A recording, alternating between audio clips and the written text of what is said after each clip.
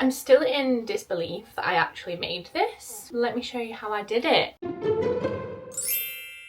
I'm back with another sewing video because apparently this is my new personality. It's my current hyper-fixation and I am very okay with it. I don't know if you can tell from the thumbnail, but this is what I've made. I've made this jumpsuit. It was from the Great British Sewing Bee book that I showed a while ago. We'll link it in the description. Really, really easy to follow. But I filmed the whole process and I wanted to document and talk through it. So I hope you enjoy this little video. I'm very excited about it. The first task, of course, was going to pick my fabric. I actually went to Boys again. If you live in or around Doncaster, Boys has just moved into the French Gate Centre and it's so amazing and so much better than its previous location.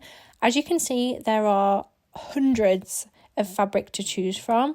I was struggling naturally to make a decision, so I went up and down the aisles a fair few times, but it wasn't busy and I felt really comfortable just sort of taking my time. I didn't feel rushed. You know, sometimes shops give you like the anxious energy. Boys really does not. So I wandered around a little bit. Felt like I was taking ages, and then all of a sudden the shop assistant brought this gorgeous greeny flowered fabric back to the stand. Obviously someone must have just recently bought it, and as soon as I clocked this one I was like, that's the one. And then I tried to loop again thinking, no, that can't be. It was the one. I bought, I think, 4 meters of that fabric, which was way too much, I have now learned, but I was obsessed with it and it's the perfect material for the floaty vibes that I was after. So next task was making the pattern. Now with this Sewing Bee book, it comes with these pattern sheets, but you have to trace out the pattern. So although it feels like it's a good deal when you get patterns with the book, look at Gus fighting it. It actually takes a lot longer than it would just to print them out. So I'm going to print them out from now on. I have this big roll of tracing paper and I'm just going round it all and trying to see the lines and trace through on the size that I needed it to be. This is the most boring process for me. So yeah, like I said, I'll be printing from now on. But Gus was being a really, really good helper and I really appreciated his moral support in that moment. As I was working, I actually realised that I didn't want the jumpsuit to be narrow-legged. I wanted it to be wide-legged. So naturally, in my blind optimism, I decided to go and find the pattern from those trousers I made a couple vlogs back and join them together effectively. So I took the pieces from the trouser pattern when I eventually found the right one and decided to map that out onto the bottom of it rather than having narrow leg trousers. So already I am pushing my limits and making up my own patterns, but it actually worked out in the end and it's to me like a big jigsaw and I love jigsaws. So yeah, as you can see, I'm just tracing out the legs and matching it up with the width of the waist for the top.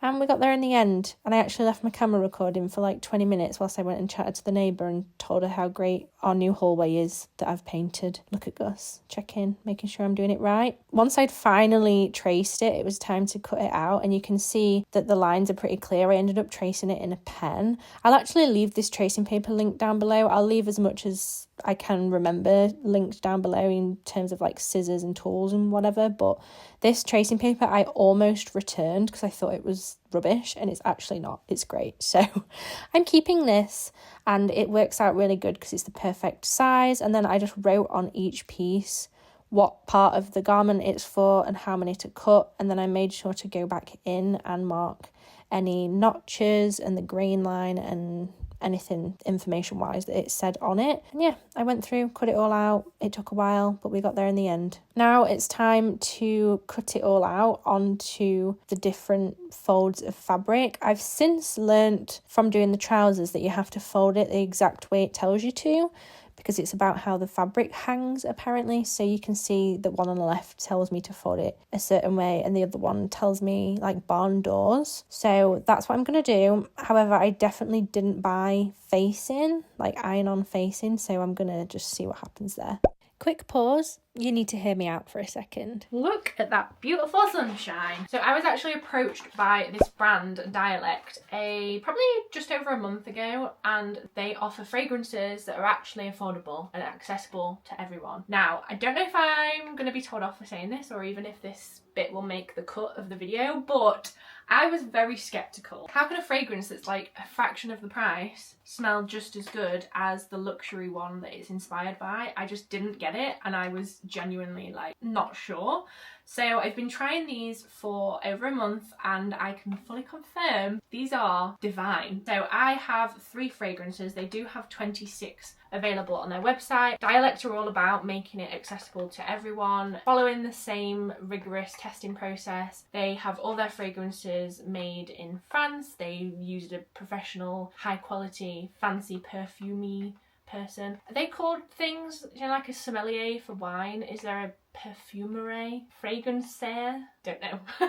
So they basically just say no to all industry markups, additional costs, and they keep it simple, luxurious, affordable, but still sophisticated. So this is the Sweet Bouquet one. This is the one I'm wearing today. Its main notes are iris, praline, patchouli, and vanilla. On the website, it fully describes what all the scents are like, and I had so much fun going through. It was so hard to narrow it down to these 3. And then I got Amber Infusion, which is more like musky, opulent, spicy kind of vibe. And then I also bought the Tobacco Opulence one. This one was mainly purchased for my boyfriend, which I wish I would have filmed this moment. We had a little unboxing together and we were so thrilled. All of their scents are vegan and cruelty free. They come in recyclable packaging and they are shipped via carbon neutral shipping options. This is one of those things, you know, when you get in the car, like I get in the car with my mum and she goes, "Oh, you smell nice." So if you do want to try, I actually have a code. My code is Alice T, and you can get at least 15% off. That might be a bigger amount depending on what offers they have on at the moment. Go and have a look, have a scroll through, and like I said, the discount code may differ, so just put that in at the end and see what discount you get. We love a bargain. Thank you so much to Dialect for reaching out to me and encouraging me to try something new. I have fully taken back my initial apprehension and I am obsessed, so yes. Let's get back to it. First task, making the trousers. I feel pretty prepared on this one because this will be the 3rd pair of trousers I've made. So I'm just getting everything ready, getting the sewing machine back out. I actually took it to my friend's house and we made her daughter a little like jumpsuit baby grow thing, which is so cute. And then I'm just on the floor as always, and I'm going to lay out the fabric, tidy up the office a little bit because I just make a mess as I go, and I'm folding the fabric the exact way it's telling me to. Turns out this fabric wasn't as long as it needed to be, so I had to sort of wing this and work out how to properly fold it, and I have to remind myself to actually take the time for this process rather than rush it, because I feel like this is pretty important, you know, like I could easily unpick stitches, but I can't go back and glue the fabric back together if I cut it wrong, you know. So yeah, I'm taking my time laying out this fabric, making sure there's no bumps. The rug in the middle of the floor does make it a bit more annoying, but I'm working with what I've got. So I'm taking the pattern pieces, laying them out as it's saying in the book, and making sure that I've got them facing the right way. And I don't actually weigh them down. I'm just gonna like eyeball it. I'm using like random bits of things to stop the paper from curling, but other than that, I'm just gonna place them and cut them out, you know? Note to self, buy a bigger cutting board because this one is only A3 sized and I had to keep dragging it and moving it along and it was creasing up the fabric. But again, I'm trying not to spend too much money on this hobby. I'm just going to gather things as I go. By the way, this little cutter I got from Temu is so good. I highly recommend this over scissors. I think people with more patience than me in this moment would have pinned down the pattern piece or like clipped it down from the very beginning, but I just cut the first line, eyeballed it, and then decided to pin it down to make sure it didn't move. It's the lazy person in me, what can I say? So far it's worked out okay. Touch wood, it'll keep doing the same. But yeah, I have these pins and they're really, really helpful, and they're a lot easier than actual like metal pins. Did I say pins? I meant pegs. They're like little mini clothes pegs. Look at that smooth cutting. What am I watching in the background there on YouTube? I can't really remember. Probably Zoe and Alfie's latest vlog. That's the vibe right now. Okay, all the pattern pieces are cut. I've learned to keep the pattern piece with the fabric so I don't get it all mixed up. So they're all pegged to each other. And at this point, I was regretting my life choices because there was so many pieces and I was fed up of being sat on the floor, quite frankly.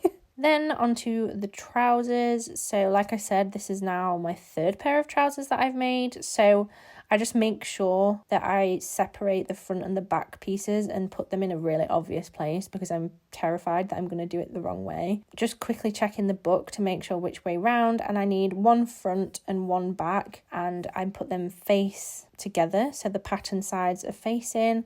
And then I'm going to pin them down the edge, which I need to sew with my little clip things. By the way, just want to mention this little Mickey Mouse tin that I've got. Bought this as a set of 3 right as I was about to start uni in 2015, and only now, 9 years later, have I found a purpose for it. It's the perfect little peg tin. So I'm pinning it all the way down the edge, and then I'm going to do the same for the other ones. So you do this twice. Obviously, you've got 2 legs. Pin it all the way down. Make sure it's pretty lined up, and then I'm going to take it over to the machine. Now, as I'm sewing, I've learned to keep lining it up and stopping. Like, originally I was trying to rush, but I've realised slow and steady wins the race, Alice. There's no need to be aggressive and impatient with everything. So I'm just lining it up, making sure it's in the foot correctly. And here we go. I'm going to sew down the side seam of both legs, speeding this up because self-explanatory. There we go, easy as that. And then repeat the same process for the other leg. There's something really satisfying about watching this back in like 8 times the speed. Then once those are done, you'll end up with like this funky U-shaped bit of fabric, and you need to lay them both out on top of each other with the patterns together. So again, I'm just going to clip around that like curved part. That's actually the crotch part. My brain still can't compute how this all works and turns into a pair of trousers, but here we are. And then again, take that to the machine, and I'm going to sew that together. Then once that's sewed, I'm going to turn it the wrong way again and then sew down the outside seams. That's kind of it. That's my pair of trousers. Why do I look so miserable when I'm sewing? This is my concentration face, clearly. Okay, now onto the top. Pre-warning, I struggled with this. This was the most complicated thing I've ever done. First task, it told me to do a stay stitch across the top of the edge. Did not know what that was, had to Google it. Turns out it's just a stitch to stop it from like stretching. So I did the stitch across the edges, and then I pinned the 2 pieces of the top together, pattern sides facing, sewed it all together. Looks sort of top-like. Then I called it a day. That's where I ended off the first day. I had the trousers and I had a very basic top. Everything needed hemming, but we were getting somewhere. And I actually, on the pattern, it says decide to do a frill if you want to. Naturally, I'd like to make my life difficult, so I decided to do said frill, and it made it a lot more complicated, but actually I do love the finished result. So I have these frill pieces, and it told me to stay stitch again down this edge. So I did that on all, I think there was 4 pieces, like 2 for the front, 2 for the back. And I was a whiz at this by that point, and it just stops the stretch, like I said. Then I'm going in and trying to match up which ones belong to each other. Again, patterns facing each other, and then sew down the edge. So I'm joining the front pieces to the back pieces. Then onto the bit that I don't really like, but I've realised is actually pretty important. It's to press the seams, otherwise known as ironing. So I've, until this day, never picked up an iron. This past couple of months when I've started to sew is the most I've ever ironed in my entire life. I think before that I'd ironed like one thing and then decided ironing wasn't for me. But it seems that this new hyper-fixation has made me succumb to the ironing gods. So I'm just going along this seam, as you can see, and ironing it down so that when I sew it, it stays in place. It just makes it a lot easier than sort of trying to manipulate the fabric when it's on the machine, because that's just not easy. I did burn my finger though a couple of times. It was at this moment I realised I needed some black thread because the white was showing up too much. So I actually went to my mum's and stole some of her old sewing supplies, including some like poppers, push pin thingies, hook and eyes, not sure, various different coloured threads, and most importantly, the black thread that I actually went for in the first place. Also, do you like my top?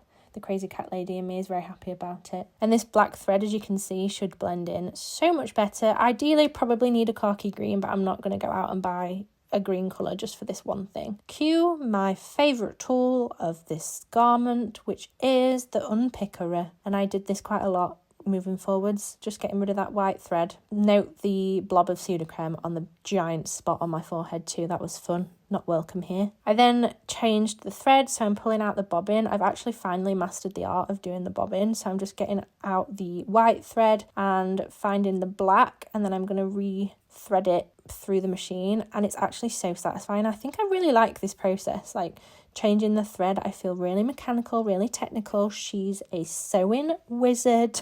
So yeah, I was threading the bobbin, enjoying the movements of it going upside down, and then threaded the needle.